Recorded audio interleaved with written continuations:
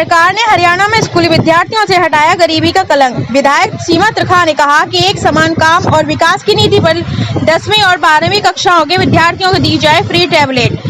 देश में प्रधानमंत्री नरेंद्र मोदी की डिजिटल इंडिया की नीति को किया गया क्रियान्वित। स्कूली विद्यार्थियों के लिए ऑनलाइन पढ़ाई के लिए अनूठी योजना की अधागम योजना की शुरुआत की गई। बड़कल की विधायक सीमा त्रिखा ने आज NIT 5 स्थित राजकीय कन्या वरिष्ठ माध्यमिक विद्यालय में सरकार के 75वें आजादी के अमृत महोत्सव की श्रृंखला में स्कूली विद्यार्थियों व TGT अध्यापकों को टैबलेट वितरण कर कार्यक्रम में बतौर मुख्य अतिथि की शिरकत की। उन्होंने अपने संबोधन में उपस्थित लोगों को संबोधित करते हुए कहा कि आज का कार्यक्रम हमारे शिक्षा मंत्री कंवरपाल गुर्जर के माध्यम से रखा गया है और इस विशेष दिन के लिए मैं उनका तहे दिल से धन्यवाद करना चाहती हूं। और अब सभी बच्चे अपनी डिक्शनरी से गरीबी शब्द को हटा दें। हमें हमारे माननीय मुख्यमंत्री और शिक्षा मंत्री की सोच को लेकर आगे बढ़ना है और अपने देश, शहर और परिवार के नाम को आगे बढ़ाना है। हरियाणा में आज के दिन 3 लाख से अधिक टैबलेट वितरित किए जाएंगे। नाम करणपाल है, मैं यहाँ प्रधानाचार्य के पद पर कार्यरत हूँ। इस विद्यालय का नाम राजकीय कन्या वरिष्ठ माध्यमिक विद्यालय नंबर 5 फरीदाबाद। वितरण का कार्यक्रम रखा गया है, माननीय मुख्यमंत्री जी का जन्मदिन भी था, तो क्या कहेंगे?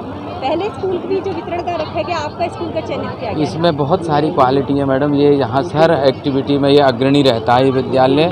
इसलिए मैं सोचता हूँ कि शायद आप देख भी रहे हैं विद्यालय भी बहुत साफ़ सुथरा है और इस वजह से मुझे लगा कि शायद ये जगह अच्छी हो सकती है। लगभग कितनी लड़कियों को टैबलेट वितरण किए गए हैं? आज लगभग 458 लड़कियों को और 23 हमारे जो PGTs हैं, लेक्चरर्स हैं, उनको ये दिया गया। बच्चे घर पर बैठ के कैसे कांटेक्ट कर सकते हैं? सीधा कांटेक्ट करेंगे। इस तरह की इसमें उन्होंने सॉफ्टवेयर डाला है कि इसमें क्वेश्चंस भी पूछेंगे, बच्चे सीधा संवाद करेंगे टीचर से और उनका समस्या का समाधान भी इसी के माध्यम से हो पाएगा। सर, इससे टैबलेट मिले हैं बच्चों को, इससे शिक्षा के स्तर में कितना सुधार आने ज़्यादा सुधार आएगा। ये हरियाणा सरकार माननीय जो मुख्यमंत्री महोदय हैं, उनकी बहुत अच्छी पहल है, बहुत अच्छी सोच है। मैं बहुत ये सराहनीय कदम लिया है उन्होंने शिक्षा जगत में एक नया आयाम स्थापित करने का, और ये जो है एक तरह से ऐतिहासिक पहल है। ये पूरे भारतवर्ष के अंदर ये भारतवर्ष का ये पहला ये जो अग्रणी हरियाणा देश बना है इस क्षेत्र। तो ये वास्तव में हरियाणा सरकार की माननीय मुख्यमंत्री महोदय की बहुत अच्छी पहल है। उनकी सोच का ये बहुत अच्छा इसके परिणाम निकले। आज इस स्कूल के कितने जो बच्चे हैं, कौन कौन सी क्लासेस के बच्चों का वितरण? 10th और 12th बच्चों के ये छात्राओं को ये वितरित किए जा रहे हैं। सिर्फ जो बोर्ड की क्लासेस है उन्हीं को? बोर्ड की क्लासेस। सरकारी स्कूलों में पढ़ने वाले अभिभावकों के पास मोबाइल फ़ोन भी नहीं थे, तो उस स्थिति को देखते हुए बच्चों को 10वीं, 11वीं, 12वीं के टैबलेट दिए हैं। और टैबलेट ही नहीं है, उसके साथ सॉफ्टवेयर है, बहुत अच्छा सॉफ्टवेयर है और 2 GB डाटा पर डे के हिसाब से दिया है। बहुत अच्छा फ़ायदा हमारे सरकारी स्कूल में पढ़ने वाले बच्चों को होगा।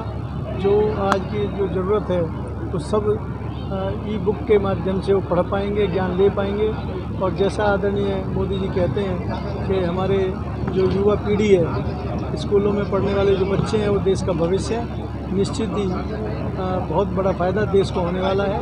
और मेरा तो अपना मानना ये है कि प्रतिभा की कोई कमी हमारे देश में नहीं है। और विशेष रूप से जो सरकारी स्कूलों में बच्चे पढ़ते हैं वो बहुत प्रतिभावान होते हैं। अगर उनको थोड़ी सी भी सुविधाएं मिलें तो वो प्रतिभा अपने आप ही सामने आए। मुख्यमंत्री जी का जन्मदिन भी है आज, क्या? हाँ, मैं आदरणीय मुख्यमंत्री जी के जन्मदिन पर बहुत बधाई देता हूँ। कितने कर्मठ मुख्यमंत्री हैं। हमेशा जो हरियाणा के 2 करोड़ 80 लाख लोगों को अपना परिवार मानते हैं, उन सब उनके लिए दीर्घायु की कामना करता हूँ, उनके स्वास्थ्य की कामना करता हूँ और बहुत ही उनको शुभकामनाएं। ये तो रही कार्यक्रम की बात। इसके अलावा ये बताएं कि बड़ा फैसला आया, हाईकोर्ट ने स्टे हटा दिया है पंचायत चुनाव को लेकर, इस पर क्या कहते हैं? देखिए, हमारा हरियाणा सरकार बहुत पहले से ही चुनाव कराने के लिए तैयार थी, पर कुछ लोगों की कुछ दिक्कतें थी, उसके लिए हाईकोर्ट गए थे। माननीय हाईकोर्ट ने स्टे हटा दिया है, तो मुझे लगता है कि अब प्रशासनिक स्तर पर जल्दी से चुनाव कराने की तैयारी सरकार लेगी। ये जो विपक्षी और हम उसका स्वागत करते हैं। ये जो विपक्षी हैं कांग्रेस वाले, ये कह रहे थे कि जानबूझकर हार का डर है जिस वजह से आप चुनाव नहीं करा रहे हैं। अब देखिए, ऐसा ना, जो लोग गए हैं जो हाईकोर्ट में, उनके नाम से, उनके परिवार से आप समझ सकते हैं कौन लोग गए। तो अपने आप ये प्रूव हो जाएगा कि बीजेपी या हमारे सरकार गई है या विपक्ष के लोग नहीं। अच्छा, एक चीज़ और, कांग्रेस का गठबंधन नया प्रदेश अध्यक्ष मिला है, गुटबाजी की बात कह रहे हैं खत्म हो गई गुटबाजी। आपको लग रहा है कि गुटबाजी खत्म हो गई? चार छोटे से प्रदेश में चार कार्यकारी अध्यक्ष जिस पार्टी ने बनाए हों उसके लिए मुझे बोलने की ज़रूरत नहीं है। हरियाणा की जनता सब समझती है। छोटे से प्रदेश में उन्होंने कार्यकारी अध्यक्ष बनाए, ये अपने आप ही परिणाम है। और कुलदीप बिश्नोई का अपने आप देखो 9-10 को तारीख को मिली है डेट, हमारे उनके राष्ट्रीय अध्यक्ष से मिलेंगे, तब क्या गुल खिलता है अपने आप आपको पता चल जाएगा। छात्राएं पढ़ाई के लिए बस सरकारी स्कूल में जो टीचरों की कमी है उसको लेकर क्या कहेंगे? उसको लेकर भी सरकार प्रयासरत है। और हालांकि मैं आपकी जानकारी आपके माध्यम से सभी को देना चाहती हूँ कि जो पिछले 2 साल बीते हैं हमारे कोरोना के जो 2 साल बीते हैं, मैं आपको ये बताना चाहती हूँ कि इन 2 वर्षों में विशेष तौर से लगभग 4.5 लाख की संख्या हमारे सरकारी स्कूलों में बच्चों की बढ़ी है। जब 4.5 लाख की संख्या अगर सरकारी स्कूल में बच्चे आकर के एडमिशन लेते हैं तो इसका मतलब ये है कि एक तरफ वो सरकार के प्रति अपना विश्वास जता रहे हैं, सरकार की शिक्षा नीति से संतुष्ट हैं। मुख्यमंत्री जी ने कहा कि अभिभावकों को शिक्षा के प्रति सबसे ज़्यादा चिंता और खुशी के लिए सबसे ज़्यादा होती है बच्चों के लिए, तो अभी सुगम होगा उनके लिए पढ़ाई के लिए टैबलेट कितना? मैं खुद शिक्षिका रही हूँ, मैं बाद में विधायक और पार्षद बनी हूँ। मैं इस बात को समझती हूँ कि बतौर माँ और बतौर शिक्षिका मैं ये बात रखना चाह रही हूँ कि यदि सरकार चिंता करने लग जाए तो आप ये सोचिए कि आपके बच्चों का भविष्य सुनहरा भी है और सुरक्षित भी है। मैम, बिजली कटौती को लेकर लोग काफ़ी परेशान है। बिजली कटौती की वजह से लोगों को पानी की सुविधाएं नहीं मिल पा रही है, इस पर क्या कहेंगे? कैसे मैं इसको अपने बड़े मन से इस चीज़ को मैं स्वीकार कर रही हूँ कि पिछले कुछ दिनों से लगभग 1 महीने से बिजली कटौती हो रही है और हम देख रहे हैं कि लोग लगातार सोशल मीडिया पे या आप लोगों के माध्यम से बता रहे हैं। पर उसके साथ साथ इस चीज़ की भी मुझे खुशी होती है कि बीते 7 वर्षों में आदरणीय मनोहर लाल जी के कार्यकाल में बिजली कटौती नाम का शब्द ही डिक्शनरी से ख़त्म हो गया था। और आज लोग लिखते हुए पाए जा रहे हैं सोशल मीडिया पे कि हमें कांग्रेस के समय की याद दिला दी बीजेपी ने भी।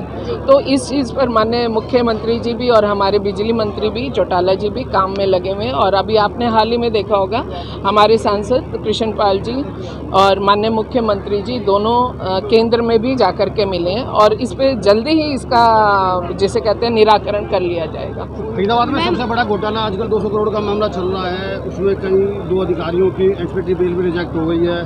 आपके मुँह भाई ने फरीदाबाद के विधायकों की संपत्ति की जांच कराने की सीबीआई से मांग की है, क्या कहेंगे इस मामले? मैं ये बात कहना चाहती हूँ कि मैं उस सरकार का हिस्सा हूँ, उस राजनीतिक दल का हिस्सा हूँ जो दूध और पानी को हमेशा अलग करती हुई आई है और हम इसके लिए तैयार हैं और बिल्कुल उसमें कोई भी व्यक्ति संलिप्त पाया जाए उस पर आदरणीय मनोहर लाल जी की तरफ से कड़ी कार्रवाई होगी।